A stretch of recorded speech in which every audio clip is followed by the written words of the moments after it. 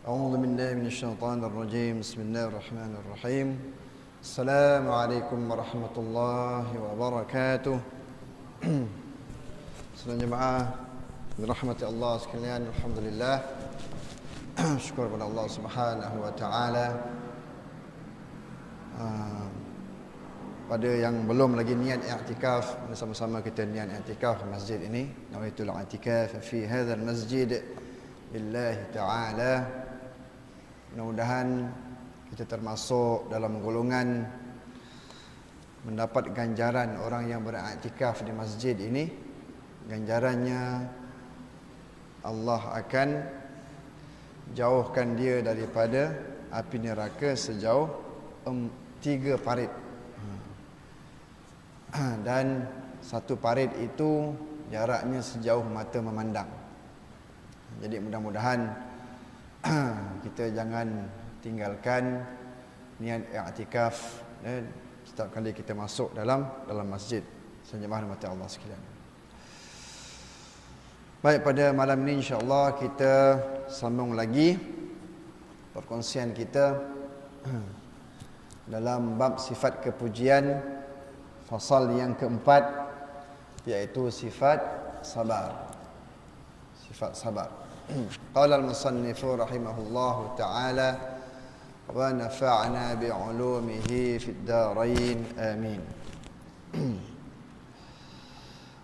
Ketahuilah bahawa sabar itu menahan diri daripada marah atas sesuatu yang tiada disukainya. Jadi sabar ni dia berkaitan dengan menahan diri daripada marah, bukannya pada perkara yang lain. Tapi ada pembahagian berkaitan dengan sabar nanti. Dan menahan lidah daripada mengadu kepada yang lain daripada Allah Subhanahu wa taala. Keadaan ataupun situasi yang Allah takdirkan kepada diri kita, pengaduannya adalah pada Allah Subhanahu wa taala. Itu adalah pengaduan yang tertinggi. Al-Quran menyebutkan wa ufawwidu amri ila Allah innallaha basirum bil ibad, dan aku serahkan segala urusanku kepada Allah Subhanahu wa taala, wallahu basirum bil ibad, dan Allah itu maha melihat akan hamba-Nya. Maknanya apa-apa sahaja yang Allah kenakan ke atas kita sedang jemaah rahmati Allah sekalian, pengaduan kita tidak lain dan tidak bukan mestilah pada Allah Subhanahu wa taala, bukan pada yang lain. Kalau kita mengadu kepada manusia ini digambarkan sebagai orang yang sakit. Kita bukannya sempurna. Digambarkan bahawa kalau kita sakit, mengadu kepada orang yang sakit, bolehkah orang yang sakit itu memberikan solution, memberikan penyelesaian kepada sakit kita? Kerana dia adalah orang yang sakit. Maksud sakit di sini artinya kita manusia ni golongan hamba yang lemah, yang kita ni serba kekurangan. Mengadu kepada manusia juga dia merupakan golongan yang lemah juga. Maka kita mesti berpaut pada yang kuat. Al-Qawiyyu, Allah Subhanahu wa taala. Asy-Syafi, kalau kata penyembuh. Allahu Syafi wal Mu'afi, Al-Kafi, yang maha sempurna, yang mencukupkan.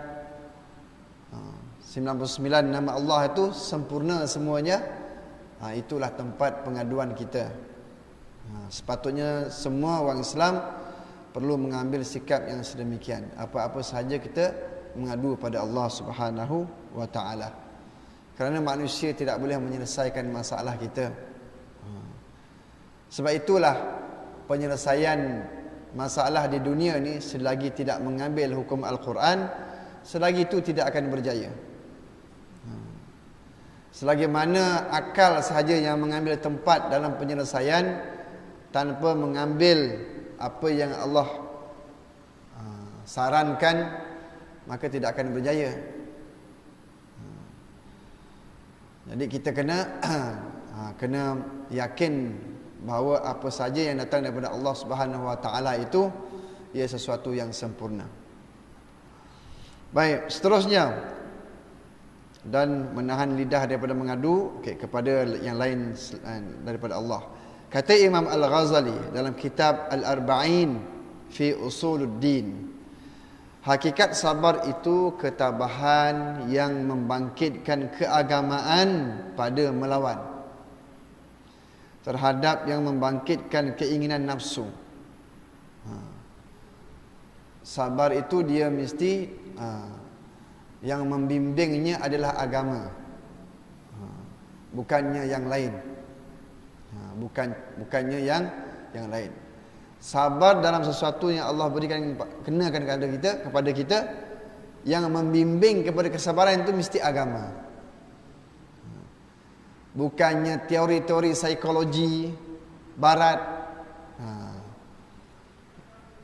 Ramai orang suka mengambil kata-kata ataupun falsafah daripada barat berbanding mengambil kata-kata daripada ilmuwan Islam.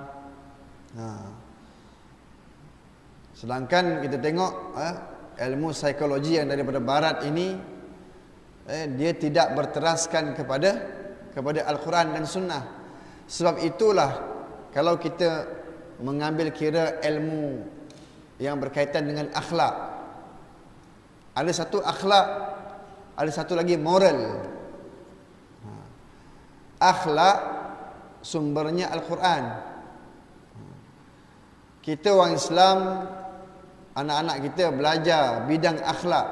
Akhlak tu ambil sumbernya daripada Al-Quran, daripada hadis. Tapi moral,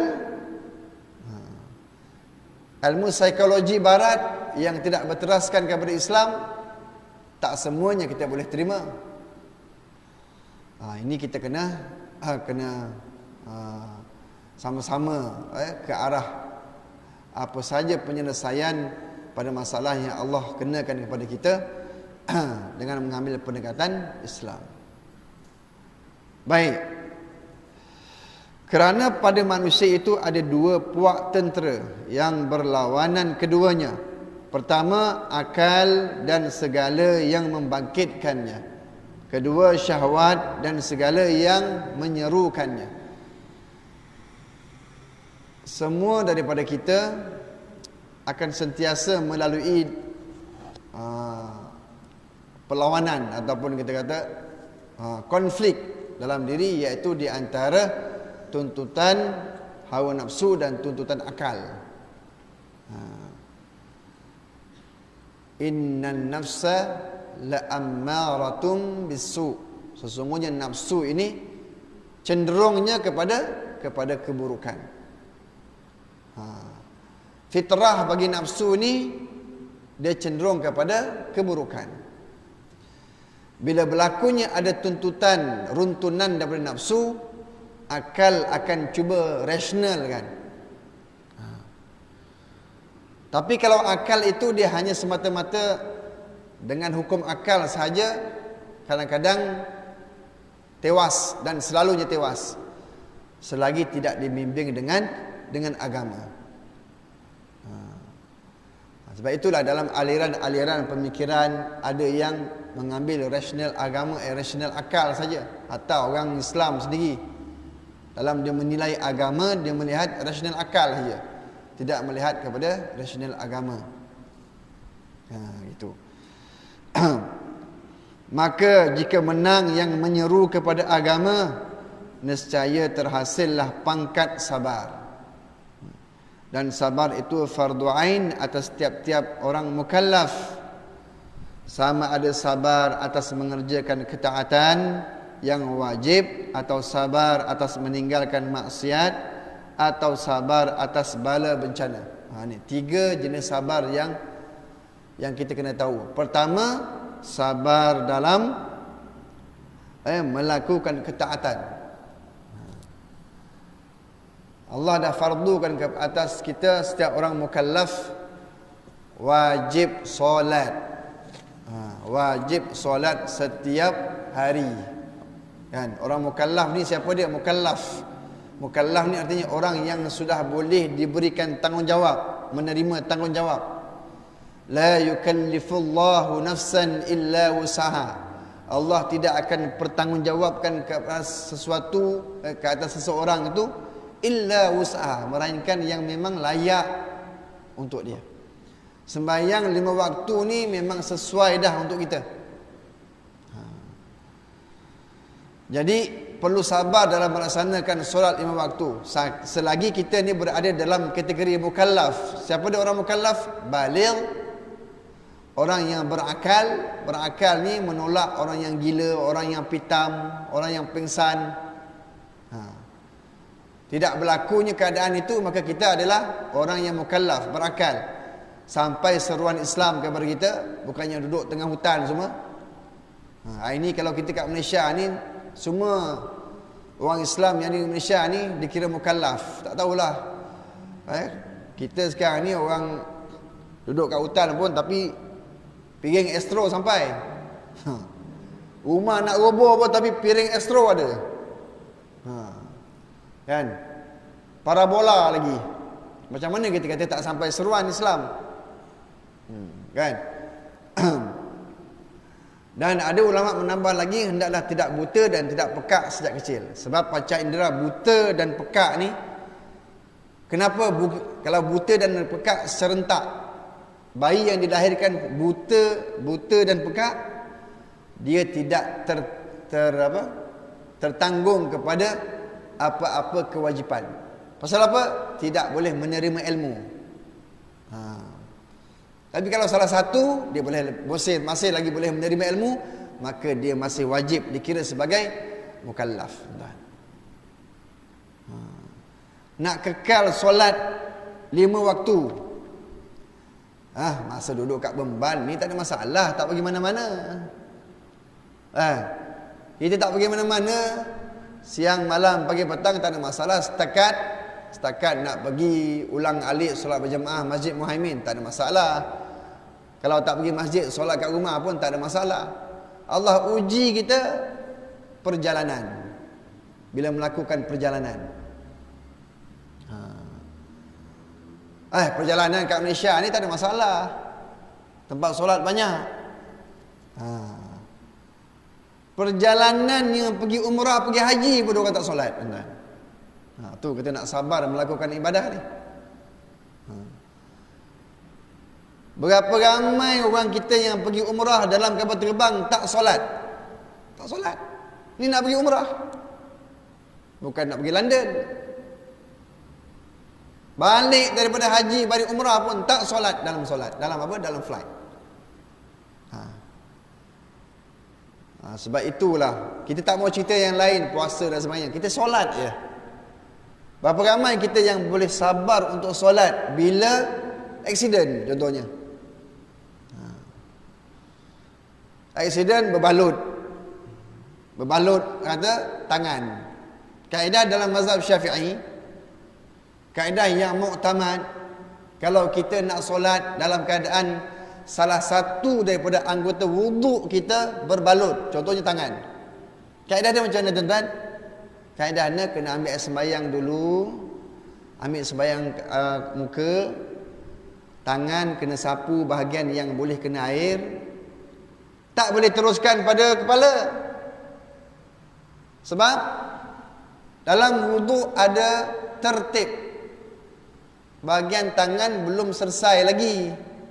Pasal ada anggota yang berbalut. Mesti diselesaikan. Diselesaikan dengan apa? Dengan tayamum. Tak boleh teruskan pada kepala. Lap dulu muka tangan tadi ni yang basah. Ambil dulu tayamum. Tayamum sapu, bukan sapu kat tangan saja, sapu pada muka, sapu pada tangan. Kemudian baru teruskan wuduk, pergi kepada sembahyangkan kepala, pergi kepada kaki. Itu kalau satu berbalut. Kalau berbalut kaki dan tangan, 2 tayamum. Walaupun ada pendapat-pendapat kedua yang ketiga. Tapi kaedah dalam mazhab Syafi'i itu. Berapa orang yang sabar dalam nak melakukan benda ni. Kalau kena balut sebulan, kalau kena balut 2 bulan, kalau kena balut 6 bulan, patah. Apa ramai orang kita tak solat dalam hospital. Melakukan ketaatan solat perlu sabar. Kena sabar tuan. Ini nak melakukan ketaatan ni bukannya mudah. Nak istiqamah dalam melakukan amal ibadah, nak istiqamah dalam berjamaah kat Masjid Muhaimin, masya-Allah, bukannya senang. Kita ada waktu-waktu yang kita terlalu penat, ada waktu-waktu yang kita sakit, ada waktu-waktu yang kita kadang-kadang dia datang malas. Kita berperang dengan diri sendiri. Ada waktu-waktu yang kita sibuk. Di sini memerlukan kepada sabar. Yang ni yang dimasukkan sabar melakukan amal ibadah. Kita ambil contoh solat je. Belum lagi pada perkara-perkara yang lain. Kan? Ni nak korban. Raya korban ni kan, kena masuk jugalah. Tak lama lagi nak korban. Dia dipanggil sebagai Aidul Akbar, hari raya yang besar. Tapi kita kat Malaysia ni raya besar ni cuti 3 hari je. 2 hari ke? Sebaik tahun ni hari Ahad. Adalah sambung sikit hari Senin. Kalau tak 2 hari je. Hari raya Aidul Fitri tu dari segi kaedah hukumnya Aidul Asghar, hari raya kecil. Boleh takbir pun sampai imam angkat takbir sembahyang raya, selesai dah takbir mursal kita. Takbir muqayyad, takbir mursal selesai. Tapi hari raya Aidul Adha ni takbir muqayyad lepas sembahyang fardu ni boleh sampai hari tasyrik. Cerita besar dia. Tapi disebabkan cara pemahaman kita, cara menyambut adat kebiasaan kita dah kurang tepat. Kan? Menjadikan raya haji ni kurang dari segi kemeriahannya. Orang rasa, banyaknya nak ambil satu bahagian 800. Dia beli mercun masa raya puasa, 300 dia buang duit. Tak ada rasa rugi? Betul? Malam raya yang 25 das, yang 15 das, berapa ratus 10 tu buang duit tu. Ada rasa rugi? Tak rasa rugi. Sedangkan korban ni dia sunat muakkad alal kifayah bagi satu keluarga. Kalau orang bujang duduk dalam rumah sewa, rumah bujang, sunat muakkad alal ain, setiap individu menjadi sunat muakkad. Tak buat jatuh makruh. Memang tak adalah jatuh haram, jatuh makruh. Kan? Berapa ramai yang kita faham cara sepatutnya cara menyambut hari raya kita. Kena berbeza, kena ada perubahan teman-teman sekalian. Kita nak keluarkan 800, dulu 500, lama naik 600 setengah, naik 700 setengah, jadi 800. Tahun depan mungkin 1000 satu bahagian. Orang pandang itu besar. Tapi raya puasa tukar sofa tak rasa besar duit pun. Saja je. Sedangkan itu adalah Aidul Asghar, hari raya kecil. Dia dinamakan hari kemenangan ni, itulah dia sampai sembahyang raya je. Dah. Kita sambut dia sebulan. Raya haji ni Aidul Akbar. Aidul Akbar. Jadi kita kena berubah sekalian. Dan itu kata kena sabar, bukannya mudah kita dah tahu dah faham. Nak kikis perasaan, sayangnya nak keluar sekaligus 800 ni. Malah raya korban ini bukannya ibadah duit tahunan, bukannya 5 tahun sekali. Setiap tahun selagi Allah berikan lebihan harta kepada kita, kita dituntut sunat muakkad kena buat korban. Lebihan harta ni macam mana? Bukan kata sebulan, cukup makan untuk 4 hari raya. 10 sampai 13 ni cukup makan tak? Ada lebihan tak dalam 4 hari? Bukan kira hujung bulan ada lebih duit, tak. 4 hari ni ada lebihan tak dalam belanja? Ada lebihan dalam belanja, dikira orang yang berkemampuan untuk melakukan korban. Tuntutan dia sunat muakkad. Rasulullah sallallahu alaihi wasallam pada tahun terakhir Rasulullah buat korban, tahun terakhir Rasulullah korban 100 ekor kambing.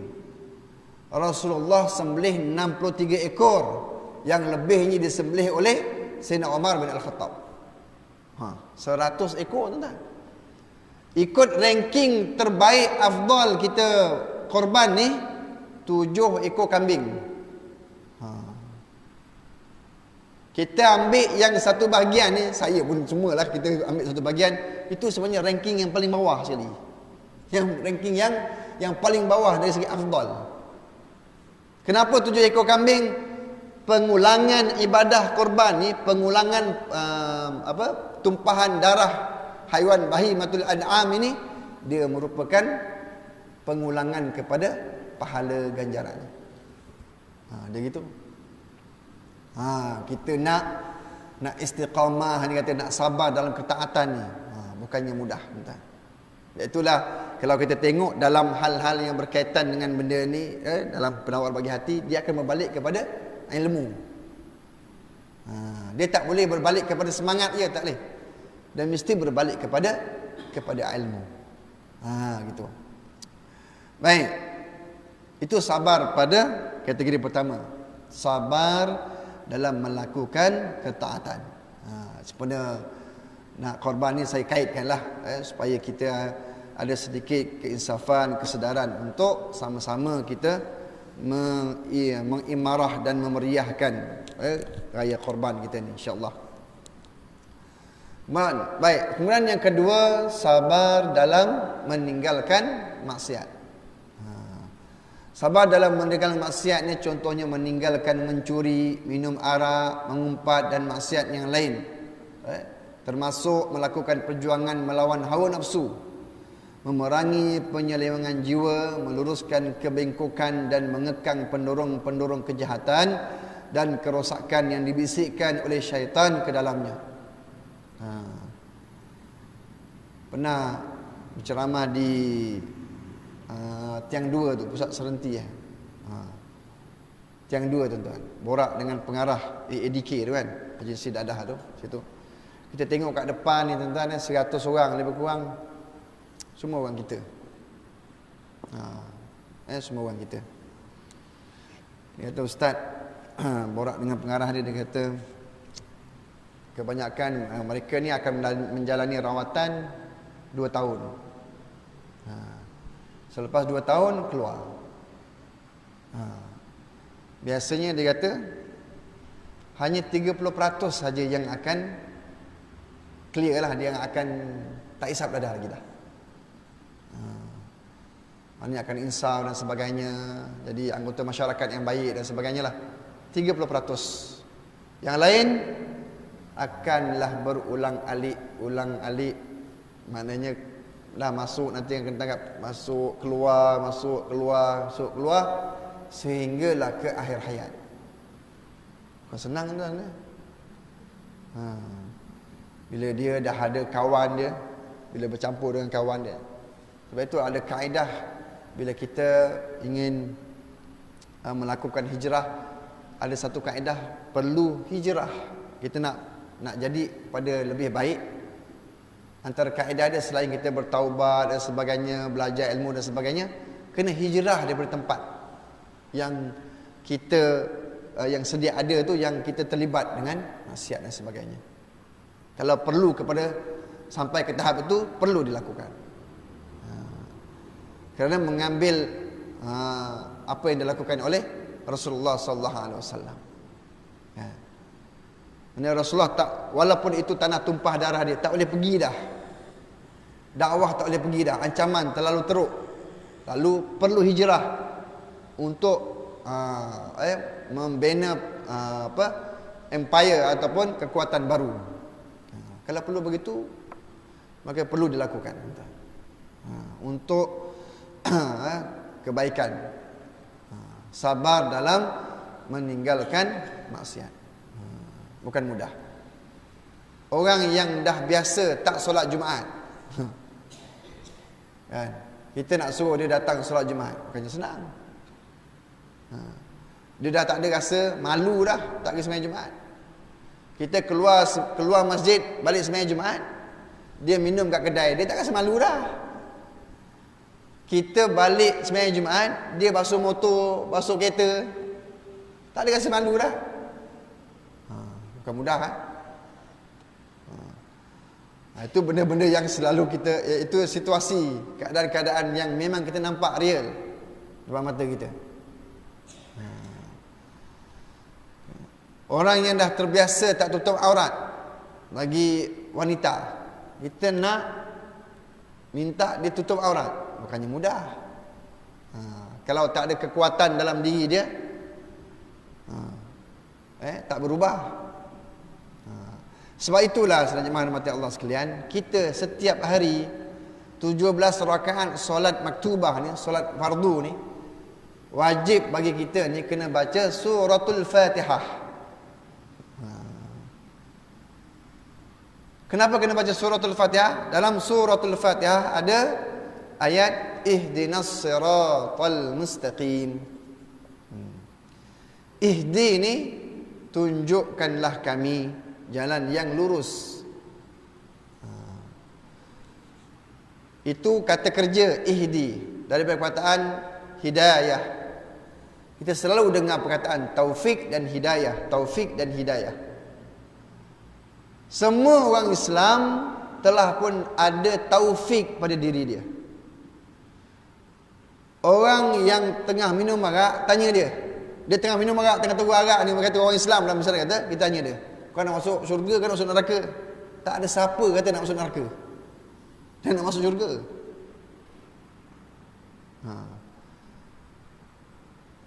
Dia nak masuk syurga. Taufik sudah ada. Pada diri dia taufik sudah ada.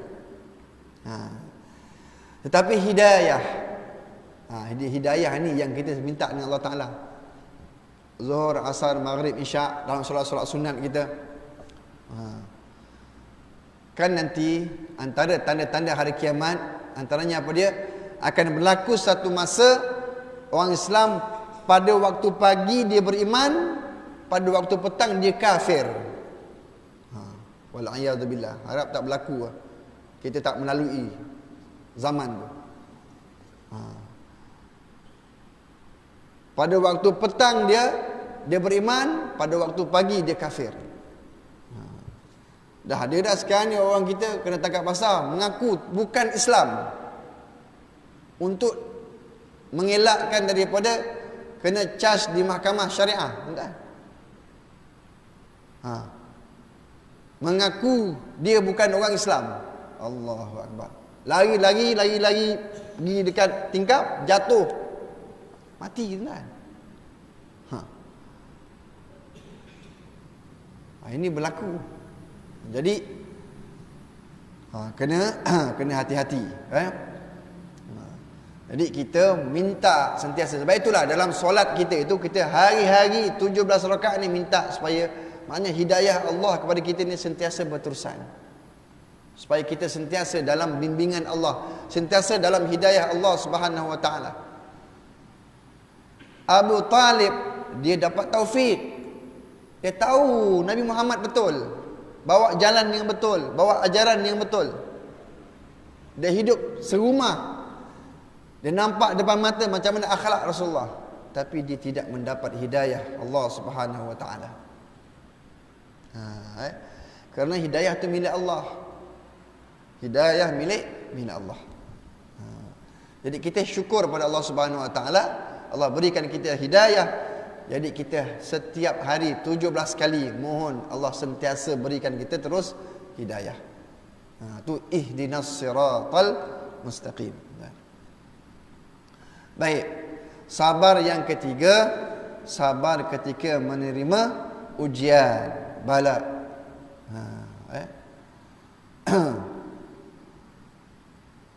Kita tengok di sini, ia termasuk menyedari bahawa dunia ini adalah tempat ujian dan cubaan. Allah Subhanahu Wa Taala akan menguji iman hamba-Nya dengan pelbagai musibah kerana Dia dah yang lebih tahu tentangnya. Cubaan dan ujian ini boleh terjadi terhadap harta, diri sendiri dan keluarga. Daripada Sayyidina Khabbab bin Al-Arat berkata, kami mengadu kepada Nabi SAW, baginda beralaskan sehelai kain di sisi Kaabah. Kami bertanya, tidakkah baginda mahu meminta pertolongan kepada kami? Ini kisah bagaimana di awal-awal dakwah Islam, para sahabat ni teruklah kena seksa oleh orang Arab Quraisy. Jadi ada sahabat yang minta pada Allah Subhanahu minta kepada Rasulullah, tak meminta pertolongan kepada Allah Taala. Teruk dah kita ni. Macam-macam kenalah. Kan penyiksaan ni tak boleh nak cakap dah. Lalu Rasulullah jawab macam mana? Jadi terjemahannya, sesungguhnya sebelum kamu ada seorang lelaki yang diambil lalu digali lubang untuknya. Kemudian dia dihumbankan ke dalamnya. Gergaji dibawa kepadanya, lalu gergaji tersebut diletakkan di atas kepalanya. Kemudian kepalanya digergaji sehingga terbelah dua. Ada juga yang dicakar dengan pencakar besi sehingga memisahkan daging dan tulangnya. Ini semua tidak membuatkan mereka berpaling daripada agamanya, iaitu Islam. Demi Allah, akan sempurna perkara ini, iaitu Islam, sehingga seorang pengembara itu mampu berjalan dari Sana'a ni hingga ke Hadramaut ni di Yaman, dan dia tidak takut melainkan Allah serta tidak risau jika serigala menerkam kambingnya. Akan tetapi kamu tergesa-gesa inginkan kemenangan atau hasil. Maknanya musibah, ujian akan sentiasa Allah berikan kepada orang yang beriman. Wala nabluwannakum bisyai'im minal khaufi wal ju'. Dan nescaya ayat Quran dia ujian ni nablu. Wala nabluwannakum, bila Allah menggunakan dalam Al-Quran huruf lam di permulaan, kemudian ada sabdu, itu menunjukkan satu penegasan bahawa pasti Allah kata apa? Pasti kami akan uji kamu. Mana kita orang Islam ni pasti Allah uji. Wala nabluwannakum bisyai'in, dengan sesuatu, minal khaufi wal ju', ketakutan, kelaparan. Ada ulama mengatakan bahawa harga barang naik pun dianggap sebagai kelaparan. Kuasa beli kita jadi kurang. Ujian untuk kita ni. Kan? Minyak berapa? 5 kilo berapa? Dapat 40 lebih. Allahu Akbar.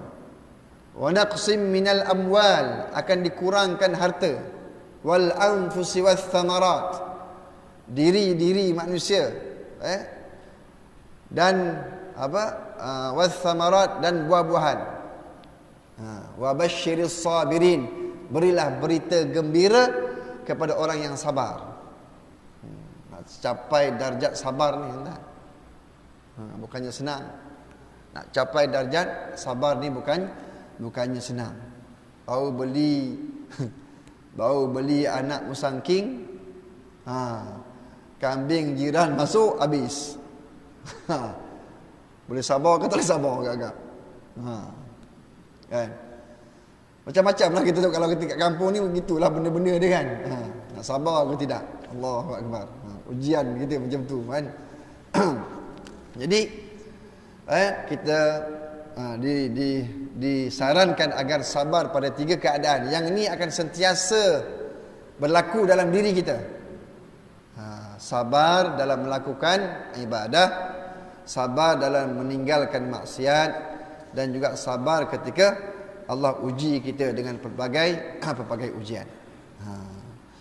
Dan Tidak lain tidak bukan kita sabar ini mestilah bertunjangkan ilmu. Mesti bertunjangkan ilmu. Bila kita belajar sikit-sikit macam ni jemaah sekalian, dia akan bawa kita kepada perkara yang lebih baik. Cara kita mendepani sesuatu itu pastinya lebih baik daripada mungkin dulu yang kita tak belajar. Sebab sabar ni dia di antara sifat kepujian yang paling tinggi. Sifat kepujian yang paling tinggi. Ada kisah Rasulullah sallallahu alaihi wasallam, orang Yahudi yang dia tarik rida Rasulullah ni sampai berbekas. Kan? Puncanya Rasulullah ada hutang dengan dia, hutang baju besi. Tak bayar, tapi Rasulullah nak bayar belum sampai masa dia. Orang Yahudi itu saja uji, sebab dia dapat tahu bahawa Rasul akhir zaman ni, Rasulullah ni, antara sikap dia semakin engkau desak dan juga semakin, istilah dia apa kita ni, kita provoke dia, semakin dia lembut. Semakin dia lembut. Rasulullah bersama Sayyidina Umar Al-Khattab berjalan, orang Yahudi datang tarik rida ni sampai berbekas. Umar nak pukul orang ni, Rasulullah tak pergi. Rasulullah kata pada Umar, ini antara aku dengan dia. Lalu dia kata, baiklah, dia kata walaupun belum sampai masa aku nak bayar hutang baju besi itu, tapi tak apa, kau pergi dengan Umar, pergi ke Baitul Mal, ambillah berapa upah yang sepatutnya. Dalam perjalanan bersama Sayyidina Umar, Yahudi itu mengatakan bahawa hari ini terbukti bahawa dia adalah Rasul. Lalu dia mengucap 2 kalimah syahadah, dia patah balik dengan Sayyidina Umar, jumpa Rasulullah, mengucap 2 kalimah syahadah sekali lagi. Ni kita nak capai kepada darjat begitu, Masya Allah. Tapi kita boleh ke arah itu, jemaah sekalian kan. Dengan zikir, dengan ilmu, mudah-mudahan kita boleh mencapai darjat sabar ini, jemaah rahmati Allah sekalian. Baik, sikit masa lagi. Macam biasa saya nak kongsikan perkara yang berkaitan dengan muwafiq. Pada minggu lepas kita dah beritahu berkenaan dengan tanggungjawab makmum yang muwafiq. Makmum yang muwafiq ni tanggungjawab dia apa dia? Perlu menghabiskan bacaan Fatihah ketika berdiri bersama dengan imam. Sebelum imam rokok. Sebelum imam rokok. Tapi akan berlaku nanti beberapa keuzuran yang dibenarkan untuk kita lewat daripada imam 3 rukun fi'li yang panjang. Kita kenali dulu apa dia rukun fi'li yang panjang. Dalam solat ada rukun fi'li yang panjang, ada rukun fi'li yang pendek. Dalam solat ada 3 jenis rukun. Rukun qauli. Ada 5 rukun qauli. Takbiratul ihram, suratul Fatihah, membaca tahiyat akhir, selawat atas Nabi dalam tahiyat akhir, dan memberi salam. Selain daripada itu, rukun fi'li. Rokok, i'tidal, sujud, duduk antara duduk sujud, duduk tahiyat akhir. Ini semua adalah rukun fi'li, rukun perbuatan. Dalam rukun perbuatan ni ada yang panjang, ada yang pendek. Yang rukun yang panjang berdiri. Kita solat fardu ke solat sunat, kita nak berdiri 1 jam pun tak apa, boleh. Berdiri, rokok, sujud pertama, sujud kedua.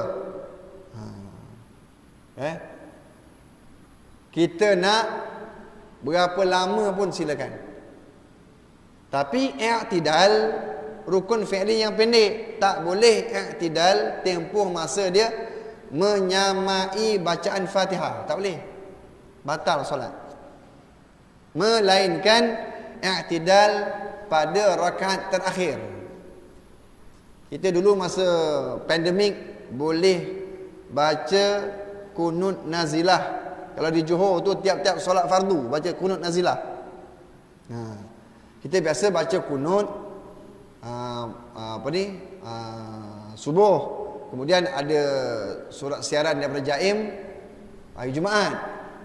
Kalau di Johor, setiap solat fardu i'tidal yang terakhir itu dia baca qunut nazilah.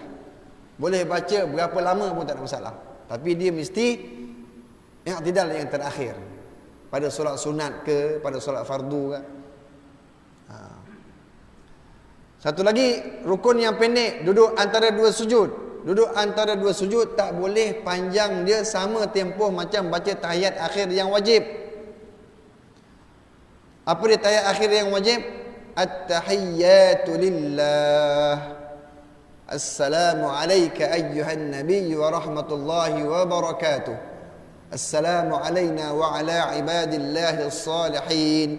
Ashhadu an la ilaha illallah wa anna Muhammadan abduhu wa rasuluh. Itu bacaan tahiyat akhir yang wajib. Yang kita baca tu dah campur dah dengan yang sunat. At-tahiyyatul mubarakatus salawatut tayyibah, itu sunat. Jadi kita duduk tahiyat, duduk antara dua sujud tak boleh lama masa dia menyamai masa membaca tahiyat akhir yang wajib tadi. Kalau panjang semacam tu, batal solat. Jadi rokok rukun yang panjang, nak berapa lama pun boleh. Sujud pertama, sujud kedua. Okey.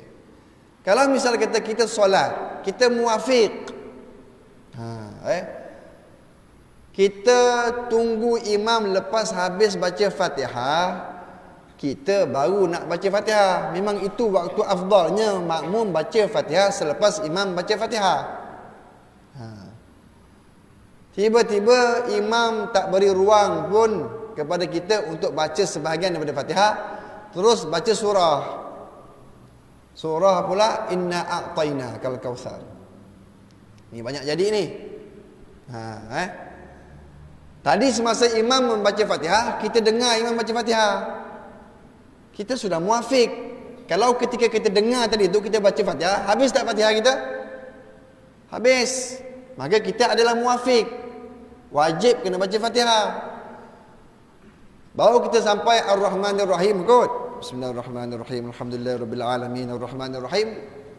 Masa tu dah imam dah fasalli rabbika wanhar inna syani'aka huwal abtar. Imam rakaat. Kita kena rakaat tak? Yang muafiq ni. Ya memang takbiratul ihram daripada awal tadi, yang dengar imam baca Fatihah tadi, lepas tu baru kita baca Fatihah. Kita muafiq, wajib kena habiskan Fatihah. Siapa yang turun rokok bersama dengan imam, batal solat dia.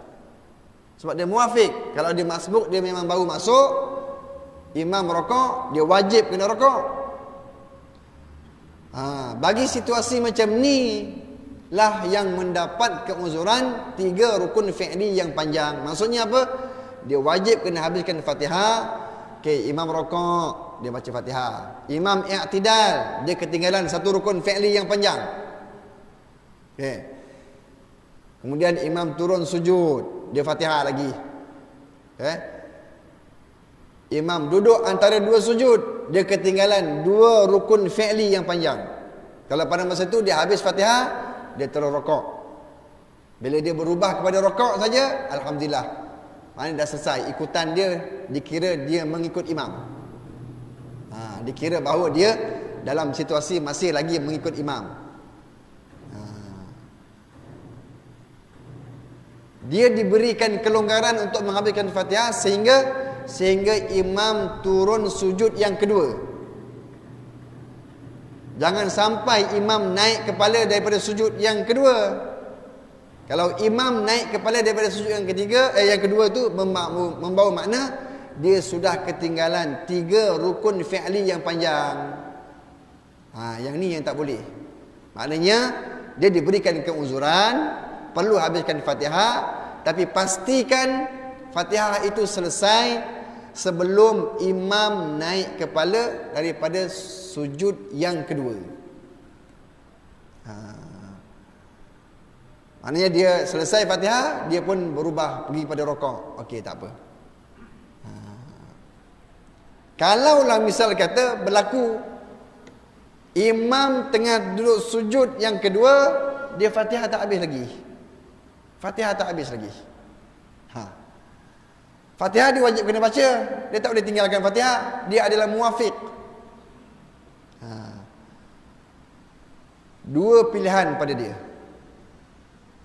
Dua pilihan pada dia. Sebelum imam naik kepala ni, kena buat keputusan. Pertama, dia boleh mufaraqah daripada jemaah.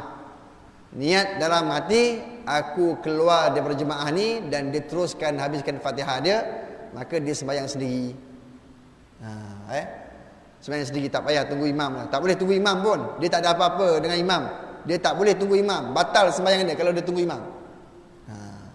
Tu tindakan pertama, pilihan pertama. Pilihan kedua, dia tinggalkan baki Fatihah dia tadi tu, jangan habiskan, dia terus sujud, turun sujud bersama dengan imam. Dan dia kena ingat bahawa rakaat itu dia tak dapat. Kalau dia berlaku pada rakaat pertama, nanti imam bagi salam, dia perlu naik tambah satu rakaat. Ini kena ambil perhatian. Tanggungjawab orang yang muwafiq. Ini situasi yang dipanggil keuzuran.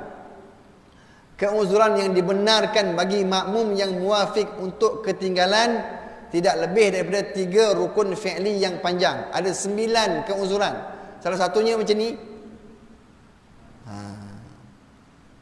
Jadi para imam kena ambil perhatian, kena berikan saktah tu. Waladdallin, amin. Dan ketika kita berdiri ni, saudara jemaah sekalian, ada 5 saktah, 5 tempat berhenti yang sunat untuk kita ambil fadilat dia. Masa bila? Ketika takbiratul ihram, Allahu akbar, berhenti sekejap sebelum baca Allahu akbaru kabira, alhamdulillah katsira. Doa iftitah. Lepas wa ana minal muslimin, berhenti sikit, Bismillahirrahmanirrahim, ataupun a'udzubillahi minasyaitonirrajim, untuk baca Fatihah. 2. Waladdallin,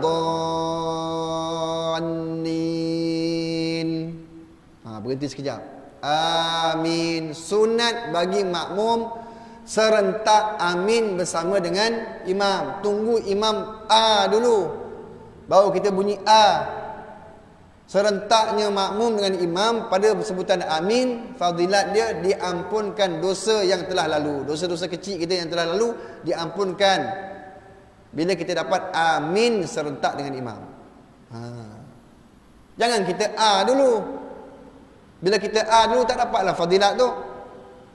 Bukanlah batal, tak batal sembahyang pun, tapi itulah tempat yang kita disunatkan serentak dengan imam sebelum amin. Waladdallin, amin. 3.